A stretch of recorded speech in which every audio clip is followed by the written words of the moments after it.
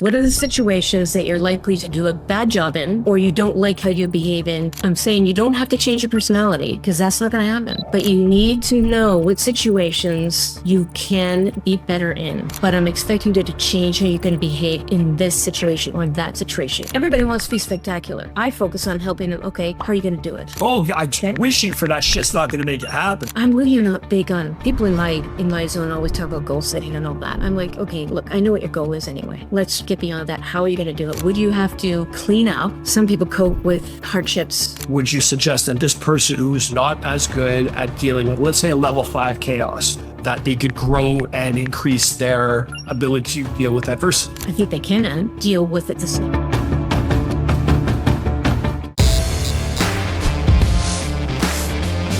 Welcome to Be Great. It is my great honor to welcome Dr. Dana Sinclair, best-selling author, probably outselling my book, but we won't go there. Dialed in. Dana, welcome to the show. Thank you so much. So let's go back to your humble beginnings. How did you start? Well, I was on a national team, so I was always been, involved in sport at a high level. Always loved the idea of performing and getting out there and trying to be better. And then I just kept going to school.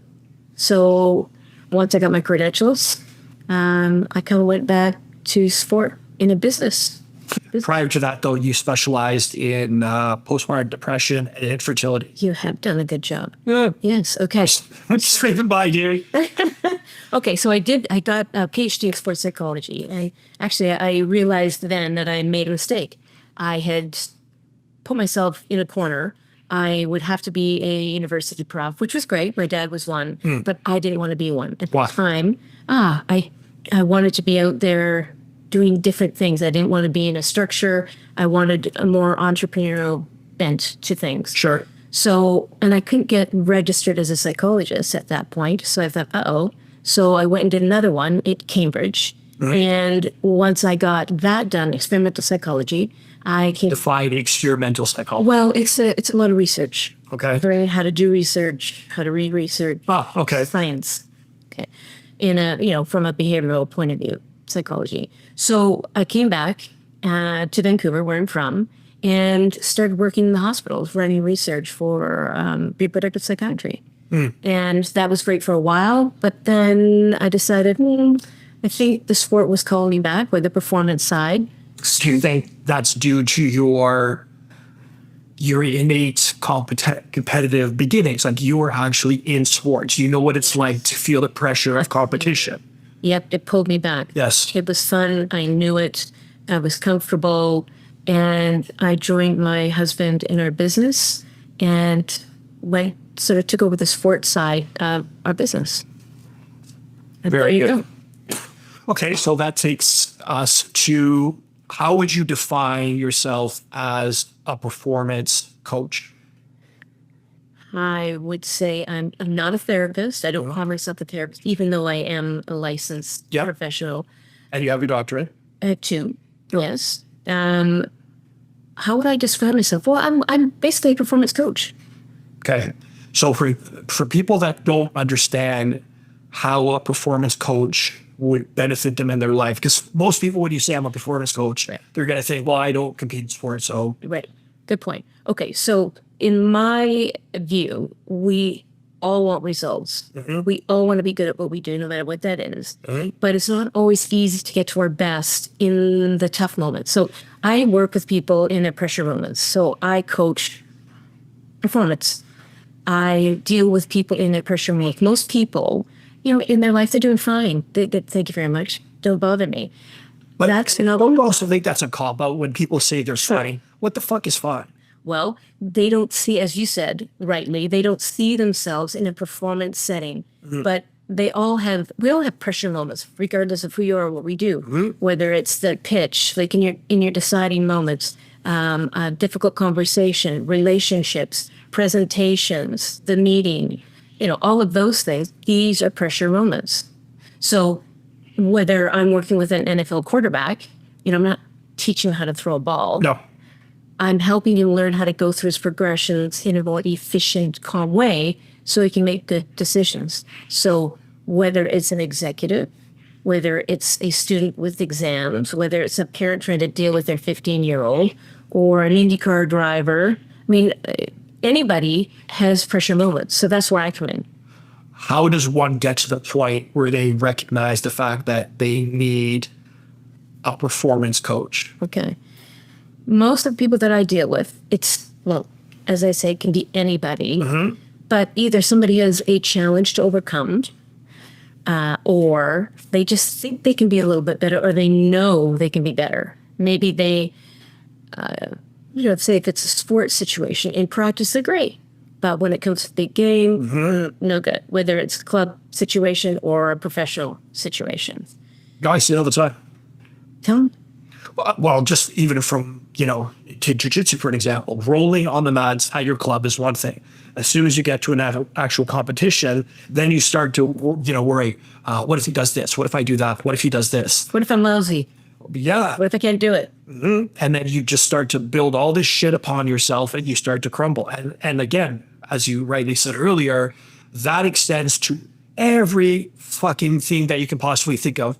You've worked with some actors. I have no experience, but playing the piano, right? Yeah. I studied the piano. Playing the piano is one thing. Playing the piano in front of others is fucking totally different. Because guess what happens? You put the pressure on yourself. Right. And you're no longer thinking about the task that you have to do and why you're good. You're thinking about results, outcome, expectations, self-doubts. Oh, am I confident? It doesn't matter. Negative self-talk. All of these things start to infiltrate and clutter up our mind. And we're no longer doing what we know how to do. Right. Now, do you think that the vast majority of this is self-induced pressure? Yes, I do. And that's a horrible fucking thing to admit. Because I can basically come here to say, I need help because it's all on me. I'm fucking my head up. Well, we're all responsible for our own predicaments, whether they're performance predicaments or life predicaments. And if you always sort of push it out onto other forces or other people, you're never going to change or get better. So it's all about self-responsibility and knowing what's making you go sideways. You've got to figure that out. Do you think people are self-reflective enough to see that, though? Some are, of course, but then they might not know quite how to get there. They don't know the structure. And there's all sorts of rhetoric out there, too, about what it takes to perform successfully, and people get caught up in all that stuff. All the bullshit. Oh, for sure. Excuses all over the place, self-protection, all of that, and they don't know how to get by it. Because nobody ever teaches them how. They just hear all this, hey, you've got to believe in yourself. You got to trust yourself. Or you're good enough. Yeah, I'm a very driven person, and at the end of the day, I fixate on something that I want, and I will just go for it regardless of circumstance. Everything I've done in my life, if I failed at it, you find a way around it to keep going and to get the end result. It's too easy to put the blame on your failures on everybody else. Absolutely. And what I find reprehensible now about society is that we are encouraging a mentality that is for fucking losers. Not to pay too quite a point on it, but you're good enough. Maybe you're not good enough. Maybe you need to do a little bit of self-reflection and realize that you're fucking your life up and you need to do things in a better way. I agree with that, as long as we don't go too far to this perfection stuff. Yeah, I think I disco there a little bit, but I'd rather be that sort of alpha mentality than just... Yeah, we'll see. Yeah, that mediocre beta mentality. Well, excellent. Most people, as you say, maybe don't get to the self-reflection, or they try, but they just don't know what's getting in the way. So you do have to be honest with yourself. Now, that's another problem, though, because people do not want to be honest with themselves. They don't want to see themselves, warts and all. Of course. I know that one of the things that I've always advocated is that you need to take some time out, either in meditation or self-reflection, go into nature and just take a look at your life. How am I doing financially? How am I doing with my friends and loved ones? How am I doing spiritually? Just assess yourself honestly, because you're never going to get better or progress to a point where you want to be if you don't know where you are. That's true. But I think the problem is people are afraid to look at themselves. So how do you encourage someone to assess themselves? Well, it's easy for me because usually the conversations I'm having with someone, they want something. They either want to be better or don't want to be as bad as they are. Okay. Okay. So really, there is a structure for getting better. There's 3 steps to it. There's 4 skills. Nice. I start off with getting people to figure out, okay, what is messing me up? What is in the way? And people love to skip that step. And I'm like, nope, here, sit down. We've got to do this. Because that's ugly. Well, and it's not as ugly as people think it is. They avoid it. They don't want to go there Why? because they think that they're a failure. They never take into account the things that they've done or their accomplishments. They always go right to what they haven't done. So people complicate things, right? They always push it out, but often the people that I'm talking to, they kind of know what's in their way. They might be afraid to say it, but I will actually put a list in front of them and say, let's go. Let's have a look at what could be messing you up. What are your hot spots? What distracts you? What pulls you off your game? Let's be honest with it. Start checking them off. I'll put a list of, say, 20, 30 things in front of people. They'll check off 15 to 20 of them and think, oh, no. And I said, don't worry about it. Because what we're going to do is go back and pull out your top 3, your super deregulars, and then we're going to plan for how to fix those. Because all the other ones, they probably really aren't the issue in the first place. They fall away once we get your big one. And we Fair enough. deal with those. So people will bounce around between 15, 10 things that bother them and never do anything about it because it just seems overwhelming. It's like, let's cut it down, 2 or 3, let's go. Okay, so you assess the sticking points of the individual. Yes. And then how do you address those sticking points? Well, I tell them, okay, let's go get these skills. Now, the problem is you're spending way too much time in this turbulent mindset with all these things that could go wrong or that you're worried about will go wrong. Isn't that similar like to cognitive behavior therapy where you... Yes. That's not that my shit. See? I like this. This is good. One of the things that, you know, having some experience in psychology, because I like to be well-bred, is that as a means of a scapegoat, we put the blame on, say, past behavior or our past experiences. But I think the great thing about us is that we have the infinite power to change our lives at any particular point. If you want. Right fucking now, I can make want to. it. Right. But why don't people do that then? Because it's scary. It takes courage to try to be good. People are afraid of that. Because if I try, it's all the self-protection. If I know I can do that, or I'd like to try to do that. If I actually try and use the skills that I have, I should be able to do that. But if I actually do it and I fall short, I'm a failure, I'm terrible, I'm no good. I don't want to put myself through that. What is worse, though? Oh, I agree.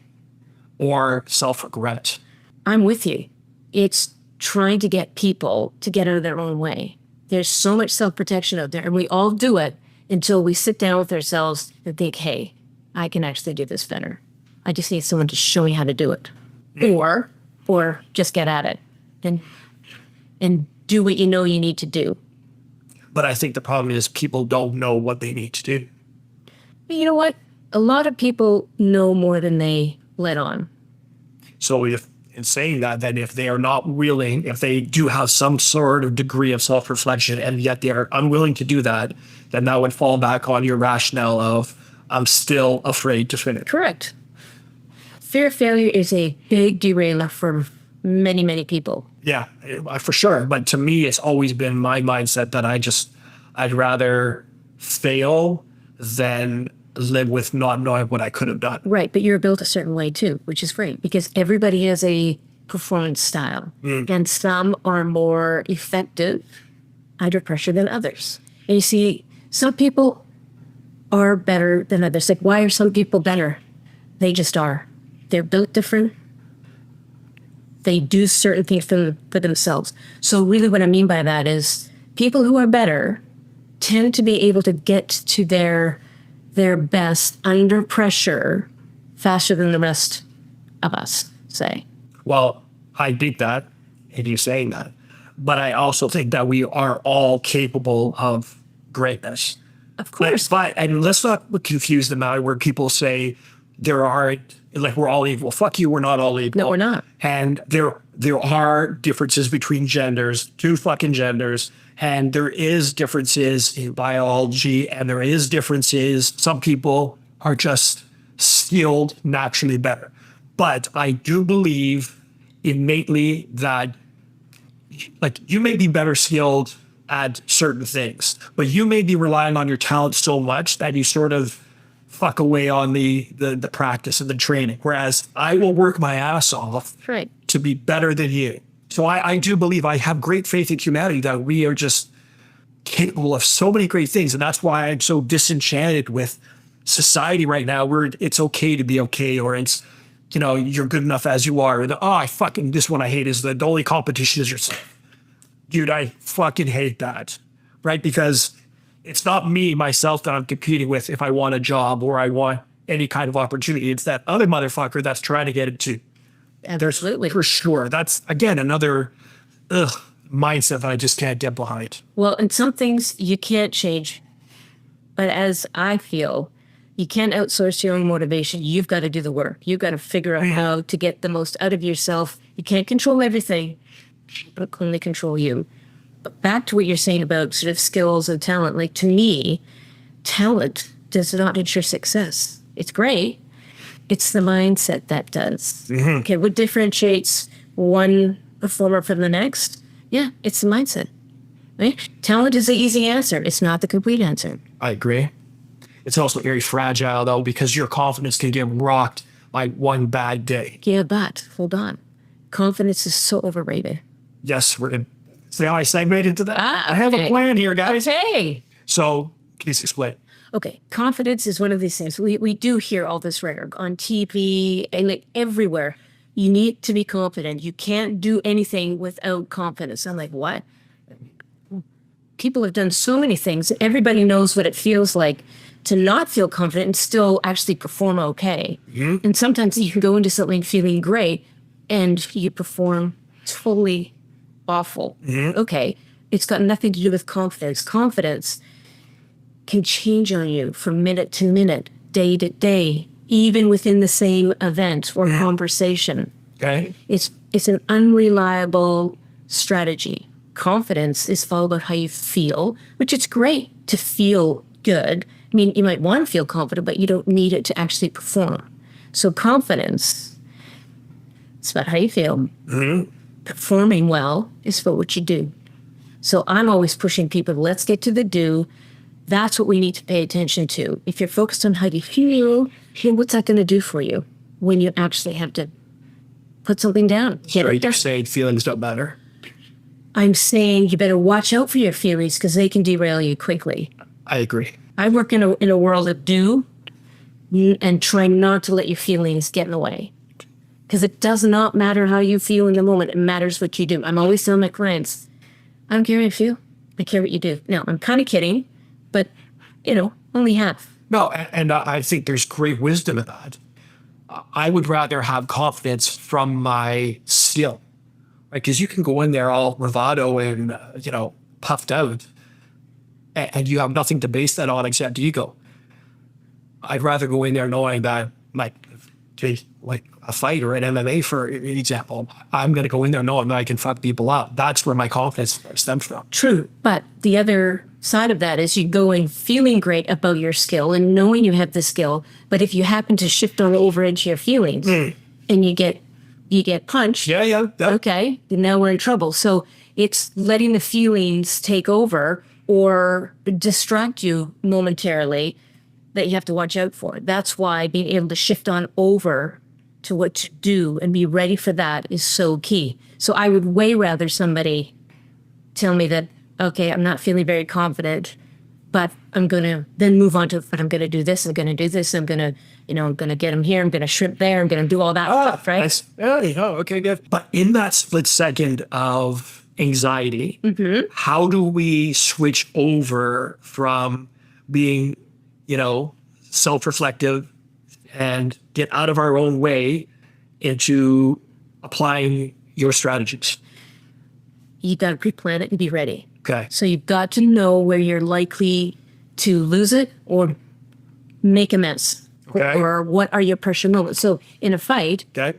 a guy might be super confident and really good, but there might be one or two things he has to watch out for. Yes. Yep. Okay. So, maybe it's some guy with a certain jab or whatever. I'm not very good at that. I have to watch for that.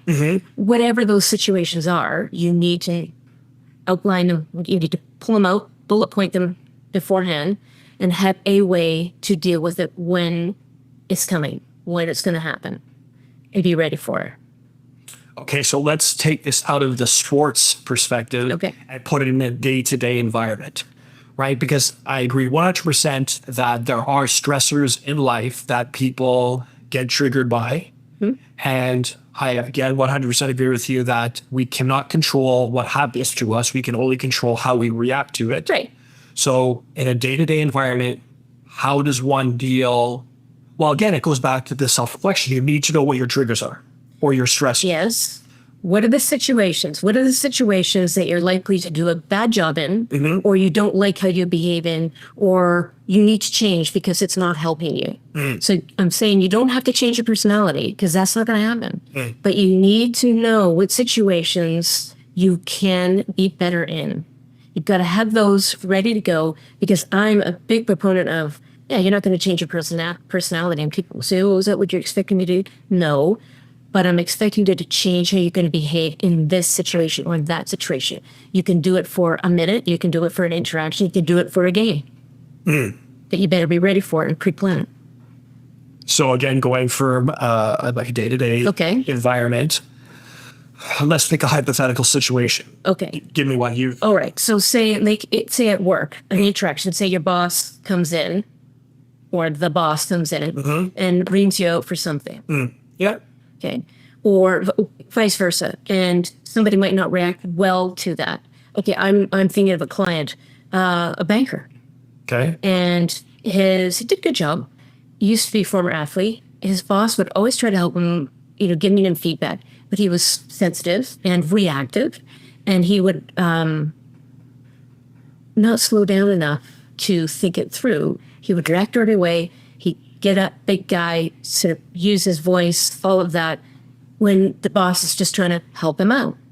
So he was actually ruining his work life. Yeah. And his life with his girlfriend, etc. Because so that had to spill over? Oh, absolutely, because that's his personality. Remember, we all have performance styles. Some people are more reactive and more intense and more tension-filled, anxious than others, whereas others are more, patient and whatnot. So for him, he was a little bit of a snapdragon. He would snap too fast. I feel like I'm talking to myself. I feel like she's attacking me. That's what's weird. I'm helping you, okay? Okay, continue. I'm teasing you. I'm just giving you this example of this guy. So he actually had to figure out how he was going to handle this when the boss came in and said, come on in, I want to talk to you about this report, and try to help him. So he would actually have to get a plan laid out in his head. He had to write it. It always should be on a sticky note, no longer, because you're not going to remember anything else anyway. Okay. And he had it. And what he had to do when he started to get wound up and go, the 5-second rule wasn't working for him. Just stay calm for a minute. He would just wait for the 5 seconds and go. He had to actually tell himself to shut the F up, sit down, stay down, look at him, listen, just listen and shut up. And it worked because he had planned it out. He knew what was coming and he was ready for it. He kept his hands down and he stayed in his chair. So that was what really reacted that. Right. Do you not think that is somewhat personality changing, or are we basically tempering our initial reaction? Okay, he's not going to be able to do that 100% naturally all the time, just out of the blue. Okay. He has to be ready to behave like that when he feels himself going and getting super tense and anxious. So is he going to be able to do that all the time for the rest of his life? I would not expect him to, but I would sure expect him to temper his reactions when he got stressed. If he's playing hockey, go for it. Just don't punch anybody out because you're going to get nailed. Be careful how you punch somebody out. How about that? And Make sure no one's watching. well, Let's do it that way. okay, well, they'll get kicked out of the league. So, I think it's like what I find the most interesting about that statement is you have to catch yourself at that moment of ignition. but you won't if you don't sit down when you're calm, Yes. figure it out, and have a plan. Otherwise, I mean, you might, but if you expect it to fall from the sky, it's likely not going to happen. Got to be ready for it. I would think with repeated practice, anything is achievable. So, You can be better. You might not be great, but you can be better. but isn't that good? Like, isn't that good as well? Of course. I mean, let's say you're on a day-to-day level, you're a fucking 3, and you train and you do whatever it is, and this kind of improvement could be anything related in life, and you end up being a 5. You're still 2 above what you were. You still are in the process of improving yourself, and that is the magic to me, being better than what you were. That's why I wrote the book, because I wanted people to know how to do this so they could be better, just that little bit better in those situations that they needed to be or wanted to be. You, in your biography, you have mentioned that you work with surgeons, doctors. So on one hand, that's great, but on the other hand, it's also very scary that we have doctors out there that are No, don't worry about that. okay. Let me help you with that one. Again, people like to be better, or if they're, say, surgical residents, Okay. they're learning the skills. Okay, so you've got a procedure you're learning. Why just do what you've always done? Why not know where the hot spots are, where the hard parts are? Define hotspot. Okay, I used hot spots wrong there. Well, no, I didn't. Hot spots when the pressure's on. So you better be really good. You understand this. You know that somebody springs a leak, for the lack of a better term.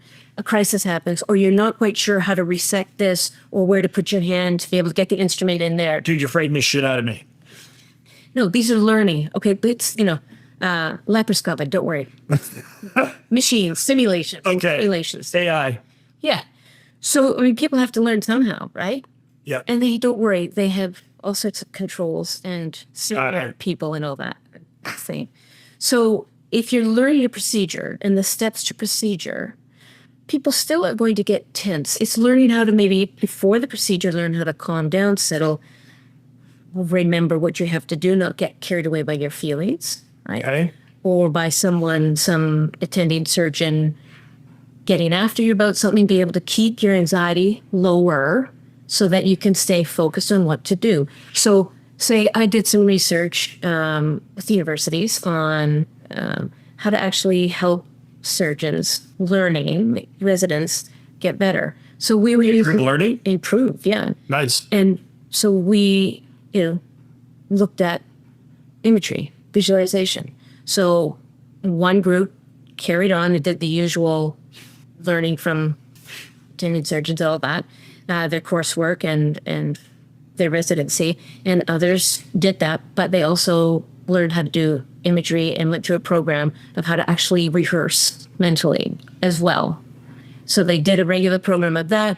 Guess what happened? The ones who actually added imagery. I've read a recent study where if you actually, in your mind, visualize, let's say, a technique or something, it benefits not to the same degree as actually performing it physically, but there's a massive increase. Absolutely. For myself, I'm a big believer in visualization in terms of how you want your life to proceed. And it's common in here where I always talk about how my mind is not here. My mind is always where I want to be. And then through sheer fucking force of will, I force life to catch up to me on where I want to be. Okay. Because if you refuse to settle for anything other than what you want, then you're willing to settle for anything. Fair enough. And just refuse to, this is what I want. I want that fucking espresso cup right there. Yep. And, I can't get it. I hit this, I spilled my glass. But if you are just relentless in believing and knowing what it is you want, I believe that anybody can achieve what it is they want in life. Okay. That's not quite how I see it. Oh, let's talk. Okay. Go for it. No, I feel that it's always great to have the goal. Like the people that I deal with, everybody wants to be spectacular. I know that right away. So I focus on helping them. Okay, how are you going to do it? Oh, wishing for that shit's not going to make it happen. Right. You got to work for that. You do. Otherwise, all these influencers on fucking Instagram would be like, just wish for it and it's going to come to you. Right. Put your wish board up there. No, you got to work your ass off. Drives me nuts. Oh, fuck. And again, people are buying into it. I mean, if I put my house up here on this chart, then it's going to materialize. No, man, you got to work for everything you want. You're going to manifest everything. Yeah, fucking no. Manifesting is not what I meant. I meant that you have to visualize what it is you want, but you have to work your ass off to get it. Right. So you have to have the goal, Yes. the idea of what you want, and it doesn't have to be super tight either. It can just be that's where I'm trying to go. Okay. Okay. Now that I know that, see, I'm really not big on people in my zone always talk about goal setting and all that. I'm like, okay, look, I know what your goal is anyway. So let's get beyond that. How are you going to do it? What do you have to do? What do you have to clean up? Okay. And for yourself to get yourself out of the way so you can go get it. Okay, so let's take a hypothetical sports performer. Pick somebody that obviously no names, and let's go through the process of how, if you can, how that individual was stuck and the steps they took, and you guided him or her to get past it. Okay. All right. So let's take, it's always fun to go NFL. Okay. We can go either quarterback or we can go defensive back, whatever you want. People didn't give him, he got drafted, say, and, great talent, but was having a hard time putting it together. Okay. From a behavioral perspective. They pushed him, they expected him to be sort of franchise guy right away. Okay. Okay. They didn't give him enough time to develop or help him develop. Okay. So what happened was they traded him away. He went off, won 2 Super Bowls with Tom Brady, and came back. And he's now, this is his 12th year in the NFL. And the first team got engaged and kicked him out. But we were able to work on, one, slowing down, right? Okay. 2, being able to take action in the moment, not hesitate, etc. What do you think his hesitation stemmed from? Oh, like most people, they get tense and they start to doubt themselves and question this or that. Okay. They're not calm enough. Like, you don't have to be calm, but you have to be calm-ish. So you have to be calm enough to be able to think, wait, I got to get off the line fast now. Okay, one hand here, this, grab him, whatever. It all comes back to what you have to be able to do in the moment. And if you aren't ready to do that, if you aren't planned out to do that, it's not going to happen very quickly for you. Okay. So once this guy learned how to slow down and shift his focus quickly, off he went. And that's happened with a lot of people. I'm thinking, okay, U.S. Open. I worked with a young professional, and she wanted to up her game, and she knew she had to take on the mental side. So we did. And she started to play her way into Grand Slams in this 1 year. And she played her way into the U.S. Open and into the final against Serena Williams. So what did she do? I mean, her talent was just as good as Serena's. Yeah.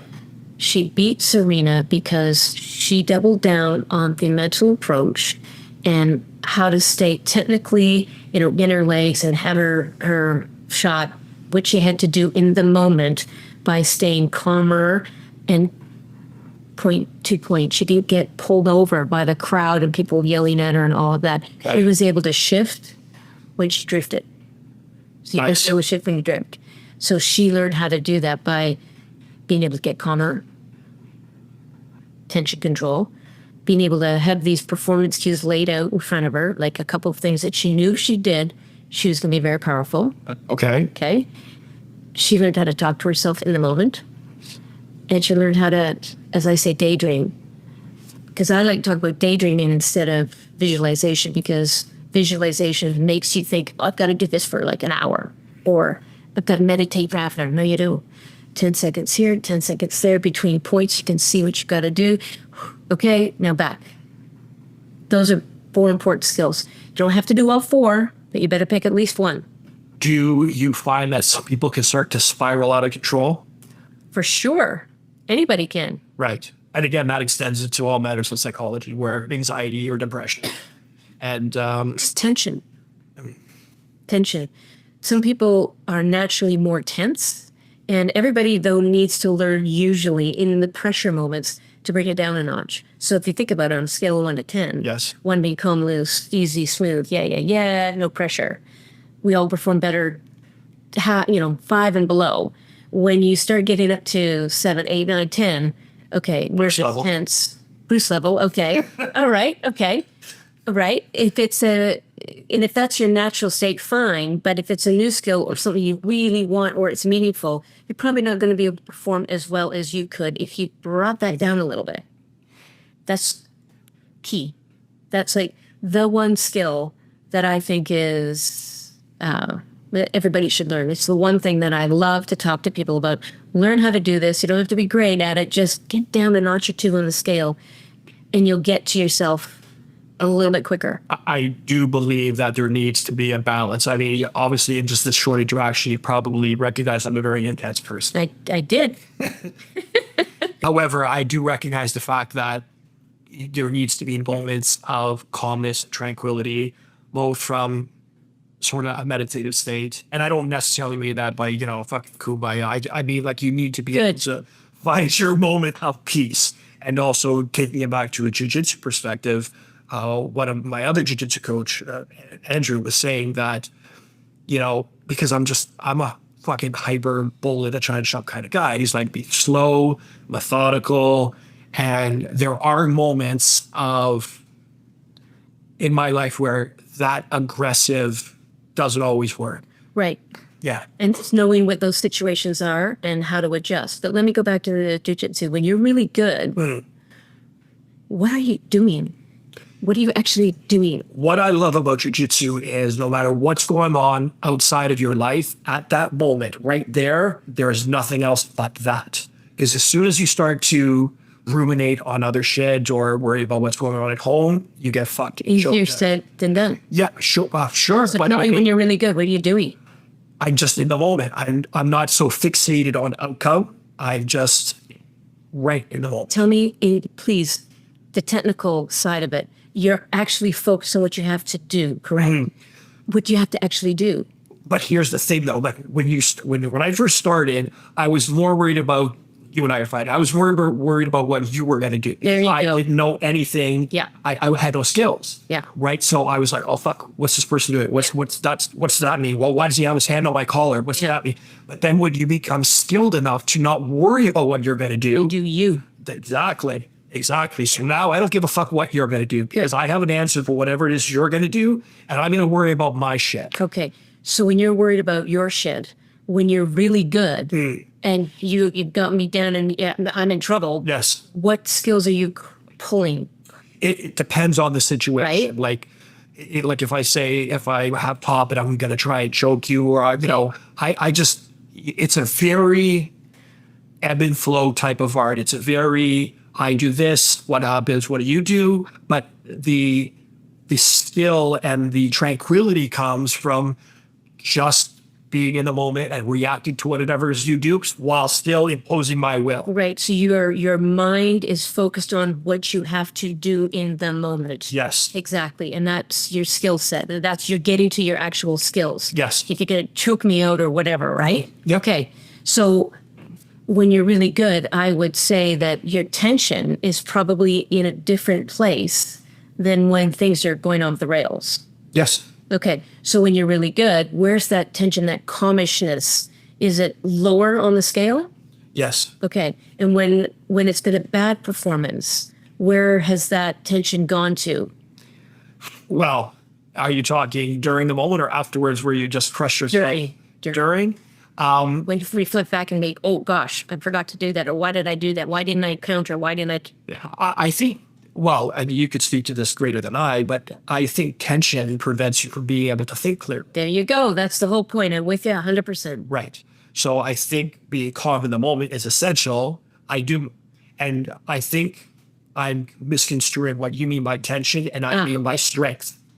Right? There are times when you just crush the shit out of somebody. Like you just squeeze them until their fucking eyeballs pop out of their head. Yeah. Whereas tension, you are talking about muscular tension, perhaps mental tension. Oh, you just said, okay. No, it's the same thing. If you're tense, like tense is different than being aggressive. If you're tense, if I'm tense in a pressure situation, my tension is too high. One, I'm physically tense, and I'm also going to be mentally distracted. because I'm not going to be clear as normal to focus on what I have to actually do. You get cluttered, right? There's going to be mental clutter. And I'm always trying to get people to be able to shift away from their mental clutter. But in order to do that, we have to get our tension, our mental tension down, all our tension down, because it's linked to physiological tension too. Okay, sure. So you think there are certain people that are wired differently? Yes. Okay. But again, we've all got different styles, performance styles. Okay. And everybody has something that they probably need to adjust, like keep certain tendencies in check. We all need to know what makes us thrive and what kind of gets in the way, and adjust with things that get in the way.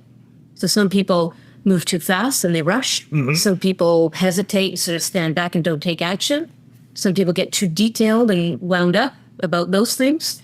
So it's good to know. And that comes from self-reflection, understanding where your weakness is. Yes.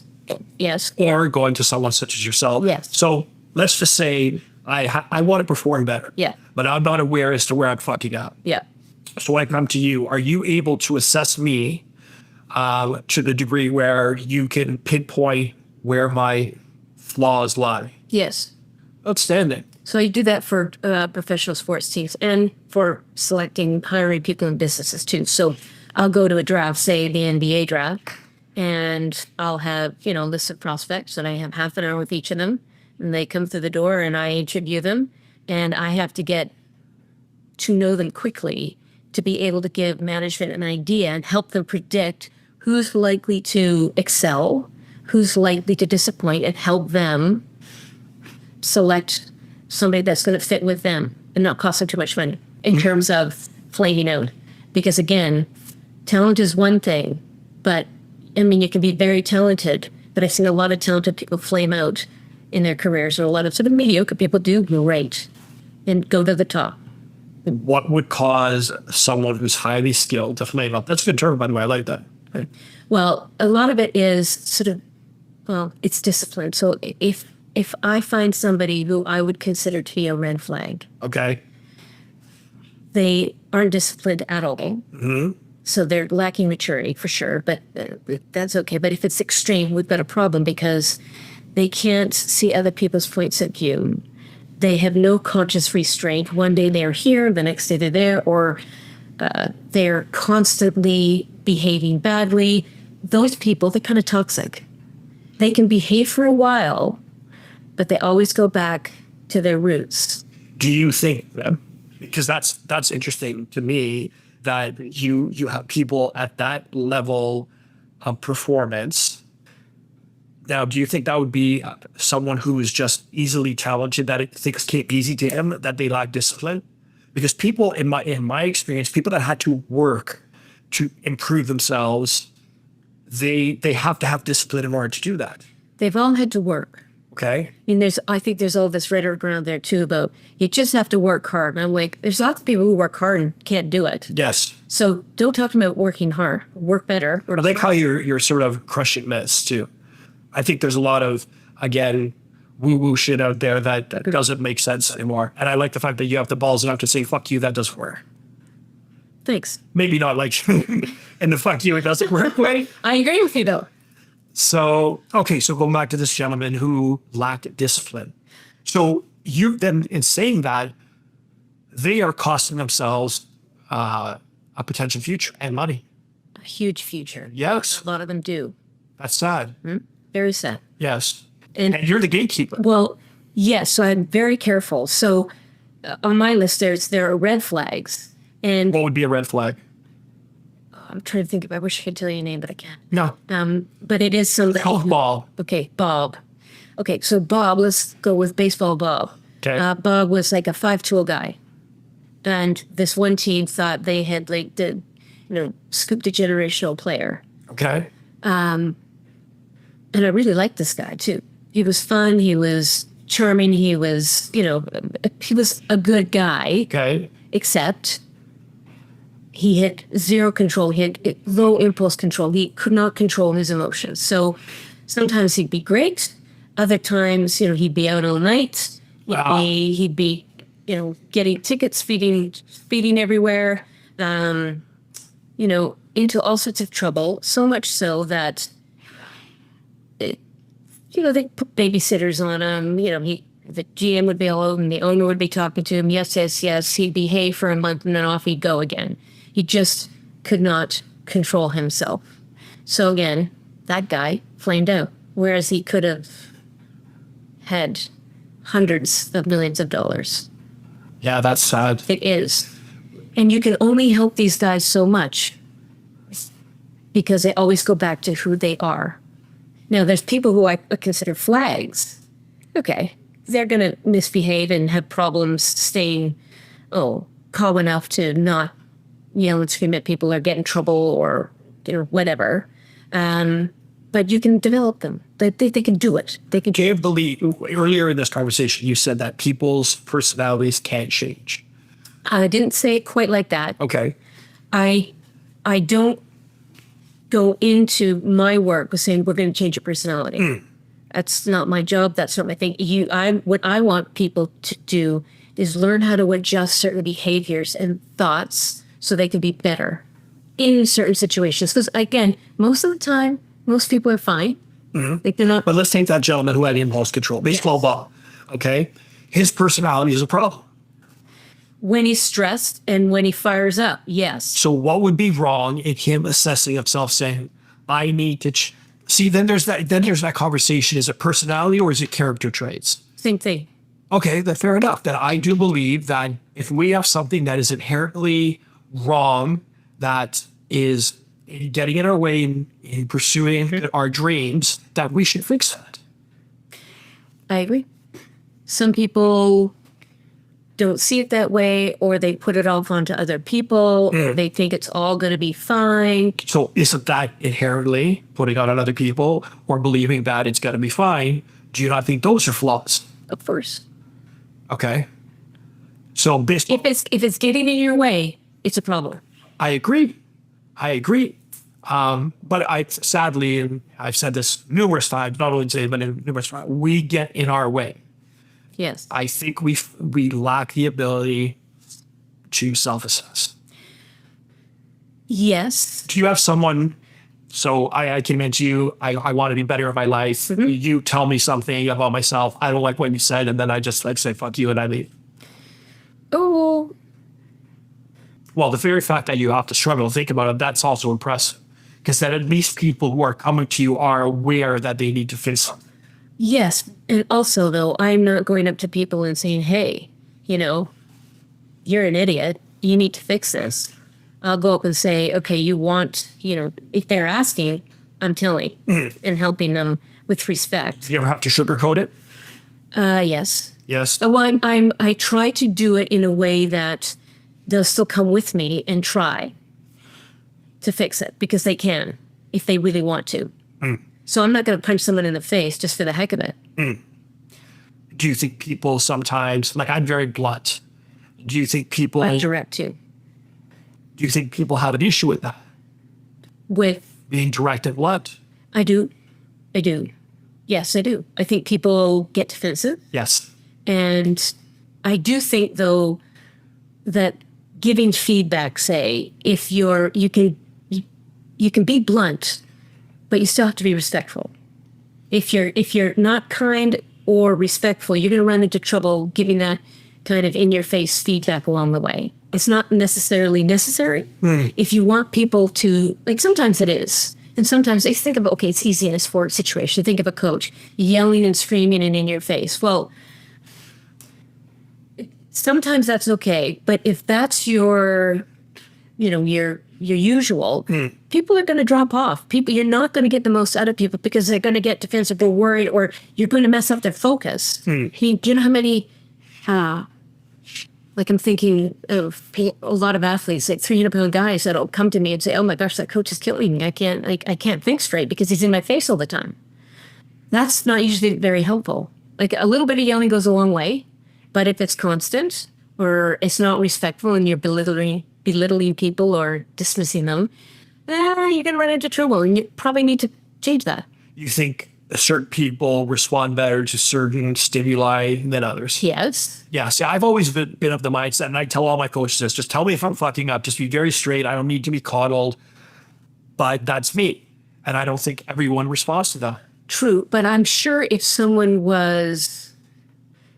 you didn't agree with their content or the way they were in your face, you might think, hey, easy. Well, I don't want someone to be disrespectful or belligerent, but I don't want to waste time on That's different. fluff. That's different. Right. Fluff, direct and assertive is different than belligerent. Yes. Well, there's no time to disrespect someone. I don't think there's any benefit to that. I agree.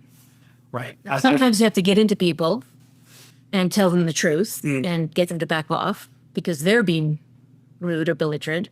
But I think it's always best to be direct and straightforward. What's wrong with that, in my view? Just be kind and simple. Yes. And you found that you've never had any issues with people responding to you like that. Well, I've had coaches and GMs be angry with me for sure. Say GMs or scouts, this has been disrespectful stuff towards me for sure because these guys fall in love with the prospect. And I'll have to come in and say, in my zone, this is what's happening. And they don't like that sometimes. They have their hearts set. Yeah. And I say, hey, do what you got to do, but this is what I think is going to happen. And sometimes they really don't like that. And I can understand that. so I'm just laughing. There's an NHL coach. I worked for a team, and the head coach got fired. I had come in like a day after the new guy arrived, and went into his office to say, "Hey, okay, I'm doing this for this team. How would you like to work it with me? What would you like me to do? Are you good with this, all that?" And he got all blustery and said, "Well, I don't know. I'm going to have now talk to the guys and see if they want an effing woman around here." So I thought, oh, okay. I just figured, okay, he's just being big dog. So I said, fine, okay. I was off to an NBA team at the end of the week. So just tell me what you want in the next few days before I go, and we'll figure it out. Off I went. And then it's funny because this guy started to use this information himself. Like I stayed on, and he was one of the greatest guys to work with ever, and we're still friends. Nice. So you never know how it's going to end. So sometimes you just have to stay calm. So going back to something you said, when you are assessing prospects, Yes.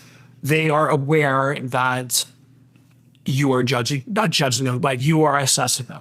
They will walk in the door and say, "Oh, you're the mental person," Oh, nice. which Okay. I always laugh at and think I'm not even sure how to respond to that anymore.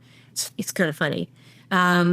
But yeah, they know what I'm doing. And So do you think people put on an air of falsity? they try. Well, that's my job, though, is to get by that. If they So if they say can. we'll try and fun with that. Correct. Some people are just straight up. Other people are they're trained too. They're coached by their agents, etc. How to get by people like me. No way. For sure, there's an industry about that.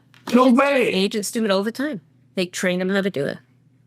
So knowing that their clients has things that are detrimental to their growth, they are giving them Yes. ways to fuck the system. Yes, Wow.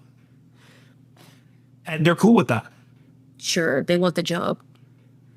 But knowing that this inherent flaw in their character could prevent them from being greater than what they could be. Yes. Well, they don't want to be found out right at the beginning because they want to be that top draft pick. They want the money, so they don't want any black marks. So they'll try to get by it, fake me out, and then they get what they want, and my team's fed. For sure. Because they Wow. will blame me. Yes, of They will course. look to me. It's always the sort of the outsider, the side person they'll try to blame. Yes. Some organizations are like that. Wow. I never thought that you would try and fuck the system. Oh, yeah. Some guys are pretty good at it. But wouldn't they need to know in advance how you're going to assess them? Well, they would, but they are taught how to answer certain questions, how to put the best foot forward. Like Right. some people come in and their feedback is all over the place. It seems like they're trying to mess around with me, but they're not. They're just trying to put their best foot forward. They're just trying to be good, and that's okay. But other people are trying to really cover up some big issues. So what would be an example of some of the questions you would ask somebody? Well, I really am just trying to find out how they're built, how assertive they are, how passive they are. Okay. And how do you assess that? Oh, I just basically ask them. I ask them, and a lot of times I will actually see the feedback because I'll get them to do an assessment already. And I just have to ask questions to confirm or disconfirm. So is it like a questionnaire they fill out? Oh, Yeah. cool. How many questions are there? Feedback. Oh, it's like a descriptive thing. It's like check marks and descriptive stuff. So it's not like a set amount of questions. Okay. And it doesn't matter what the assessment is. It's a lot of businesses or teams will go with, okay, this will tell us what we need to know. And I'm always saying, like, I will never do that just based on any assessment. I have to interview them because people will try to game the system. So I just will ask them what kind of, like when they're performing really well, what are they doing? How are they behaving? I will ask them, are they more introverted? Do they like to analyze? Are they quiet? Are they more social? All these types of things. I'll ask them if they've been in any trouble before. In trouble with that? You mean the law? Yep. Okay. Things like that, and see if they'll tell me the truth. And you would already know in advance. Sometimes, yes. Okay. Yes. Sometimes not, though. They don't read criminal records? Well, they do. Nowadays, you pretty much know, but they still try to soft pedal it and whatnot. Okay. So again, people get in trouble, and sometimes it's nothing, sometimes it's something to pay attention to. I mean, people make mistakes, right? Sure. It's got to be easy. Yeah. No, I agree. Depending on what it is. So, of course. So a lot of times, though, I will get that information. I'll just start telling the person what I think they're like and see if they say yes or no. Okay. So I will... You get people being argumentative? Very rarely. I think I've Getting surprised. only been scared twice. Really? Yeah. So people actually got aggressive? Yes. Or I was uncomfortable with their reactions. Yes. Only once for that. And then one time when I was just before a prospect came in, the director of scouting and another guy came in and said, "Hey, we're just going to leave the door open here. And we'll be right outside the door." And I said, "Oh, what do you mean? What's the problem?" "Oh, this guy's got a few things. He's a bit aggressive." I'm like, "What? Then why are you even thinking of taking him? Right. If you're worried that this guy's going to punch me out." You know? Right. Well, maybe that aggression is required for whatever it is he was being. No. Okay. It's overboard. That's into the red flag territory where somebody can't control themselves. What would be an automatic red flag? Like, get this guy out of here. That. But if I'm thinking I'm going to get punched out, and I've got my pen there thinking, Okay. that's an automatic, okay, we got a problem here. Okay. Previous, issues, somebody trying to hit somebody with a bat or, certain legal stuff. Okay. Does Does that fall back in impulse control, though? Oh, yeah, it all falls back to impulse control. Because they're not reliable. So you want somebody, say, in a big game, in a playoff game, to not take stupid penalties. If somebody has low impulse control and you can't count on them, and they're one of your highest paid players, Fair. you have to play them. You are counting on them. Yes. If they are constantly staying in the penalty box, or they get suspended, or they're not playing their role, they're not where they're supposed to be, you got a problem. Well, I mean, you hear all the time about athletes getting into trouble outside of the game, abuse, drugs. Yeah. You do.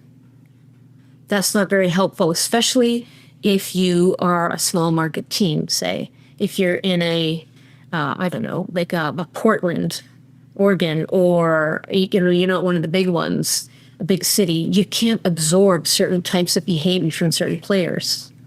The community doesn't like it. You lose your fan base. There's a financial cost. You've got to really, on the draft side, watch your risk management process. You can't just take anybody as a flyer and hope that it works out because you pay them too much money to. Do you think bad behavior can establish itself over time? Or do you think there is basically an origin that just hasn't surfaced yet? In my experience, usually it's there. Okay. Wow. Yeah. Now, people can behave badly and make mistakes, Sure. but if it's a repetitive thing, Do you not think that with the money and the fame that it's typical for the bad behavior to escalate? well, if you're already a big flag, Okay. it is likely to not help all of those good things. Okay. But again, anybody, good or bad, can make mistakes and, do something and regret. Okay. That, we're not looking for perfection here, but we're looking for decent behavior. You mentioned that you've worked with actors and actresses. What would be, again, it just comes down to a performance anxiety, or is really? It all comes, if you put it this way, it all comes down to when you drift, when your mind drifts into that mental clutter, not being able to shift it back onto what to do. And it depends on what it shifts onto and how you behave. Because if you're spending all that time with distractions and worries and not paying attention to what you have to do, your performance is going to break down, whether it's, at work or at home. Learning to see those things coming and sort of, tap the brakes a little bit and behave just a little bit differently. That's what's going to help you. So you're suggesting that in a moment of crisis, that our minds shift to negative thoughts. Yes. And we need to be able to slow down enough to take our mind back to what we should be focused on. Yes, to get the job done without making a mess for yourself. And some people need to do that a lot more than others. Some people are born with an easy profile that Define that. under pressure, Okay. they can get to their skills faster. And do you think that's genetic? Or do you think that's a mental makeup? Or do you think that's based on experience? All. So we all have a certain constitution that we come into the world with. And then we've got sort of the nature nurture thing.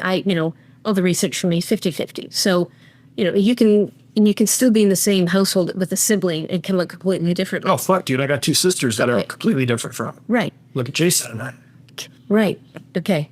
All right. So, we've all got that. It's just then you've got to figure out where I am not happy because of me.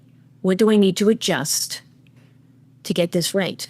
Or to get where I think I can get? A recent article I read is that by constant exposure to hardships, we actually reprogram our brain. It's not in the amygdala, but it's something that as we give ourselves constant exposure to hardships, it becomes easier for us to deal with hardship.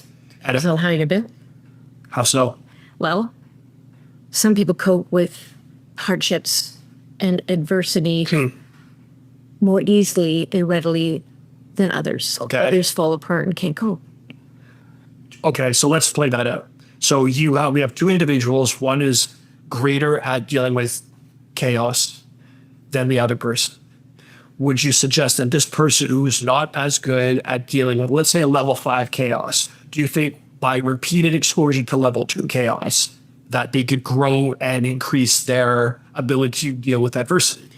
I think they can, but to get them to deal with it the same way as somebody else, how is it going to happen? Really? Well, what I'm saying is some people aren't going to get there. That's disappointing. Right. But they can be better. Everybody can be better. Okay, so then the fault lies in comparison Yes. to someone who may have, for whatever reason, a superior makeup. Yes. That still sucks. Why? For me, meant myself personally, that sucks because I want to be the best. right? So I want to know that someone else, for whatever reason, can be better than me. I like to believe that that with whatever amount of discipline and training, that I can ultimately beat whoever I find. And Are we talking like, say, we're talking about like jiu-jitsu? yeah, let's say sports, so general. All right. But I also have to be realistic with ourselves. I'm 57, right? Competing against a 20-year-old, there's going to be challenges. There should be. Right, but I've never accepted weakness in myself. Oh. Well, is that weakness? I don't believe, see, now we're fucking analyzing myself. It's not so fun. No, and I'm an open book. I don't put on any falsehoods. So how could that be weakness? If some guy's like at a high level and he's 20 and he's jacked or whatever. Yeah, you're right. And he's got all the skills. Yes. What would be wrong with, I mean, I'd like you to beat him. Yes. And I'm sure you can, but you might not always, or there might be a guy that you can't. Mm-hmm. What's wrong with doing a great job and making him work? My coach actually said those exact fucking words. Because to me, I like to know, and I guess it falls back to my belief on the human spirit, that with perseverance and discipline, anything is achievable. Well, generally speaking, you can't discount that. You can't. But as we say, we have to be realistic in this situation. But I don't. He's 25. Yes, I get it. He should punch you out. Yeah, but I don't accept that reality. Okay, well, fair. Yeah. And in essence, I know, because let's just say it happens and he beats you. Yeah. I'm going to ruminate about, I lost that fight. And then I could take the excuses, well, he's 25, he's jacked, he's more athletic. And those to me are reasons for failure, as opposed to what could I have done better without, like, for example, we sponsor a couple of UFC fighters. And after a loss, they are fucking devastated. Yes. They beat themselves up. Sometimes they never recover from a loss. It's hard to lose. It sucks, right? But again, one of my other coaches, and it was such a cliche statement. His name was Harry. And it was such a cliche statement. He's like, you either win or you lose. You either win or you learn, right? And I've never heard that before, is funny enough.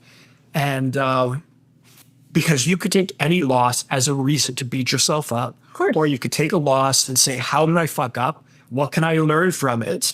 And how can I be better next time? Agreed. But how about even you can take any loss and say, okay, how did I do? How good was I? How well did I perform? Because you can actually lose, but perform outstanding. Yeah, sure. Okay. Mm-hmm. So does that mean, like, if you fought great Mm-hmm. and you did better than ever before, Yes. and you still got beaten, Yes. what are you gonna do? So what I would do in that particular situation is I would assess it. I did this well. I did this well. I did this well. I fucked that up. I fucked that up. I fucked that up. What do we do? Next time, right. Beautiful. Yes. There you go. So why then say you're a failure and all of No. when it's not true? I would never mention those kind of words. Okay, good. I don't, it's like Voldemort, right? It's the name that you don't fucking speak of. I don't believe anybody should talk badly about themselves because your mind, your body doesn't know the difference if you're joking or not. I think you should always speak to yourself in terms of success, empowerment. I just don't like putting negativity out to the universe. I like that. I agree. Whereas on one hand, I will acknowledge the fact that there are realities in play that you need to take into account.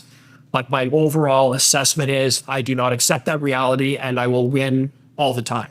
Because even if I don't win that time, it's not that I lost, it's you prevented me from beating you the next time. Okay. What if you fight someone who's kind of lousy and you should beat, and you that's do, the worst. and you perform, and you're kind of crappy, Yes, that's the fucking worst. right? That's what What would you rather do? Perform great and maybe lose, but be close, or like it's a tough one, right? sure. You want to be great and win. Yes, that would be okay. Yeah. But again, in that particular situation where it has happened, you again, I'm a big believer in self-assessment. So you take that situation, that guy, he beat you. Why did he beat you? Okay, you got sloppy, you were overconfident, you were taking it easy on him, And Your feet weren't even in the right place. What are you doing? sure, right? And then you take some solace in learning why you lost, and then you crush that motherfucker the next time you roll with them. Fair. Yes. I am fair. And who doesn't like to win all the time? Of Yes. course. But to me, if you want to be great, you've got to learn how to get more out of yourself in the tough moments. And if you can do that, okay. It's all about getting more out of yourself when you really need it, want it, or it's meaningful. I think that's a perfect way to end this. Dude, it was such an honor to speak to you. I fucking loved this conversation. It's so much fun. This is really fun.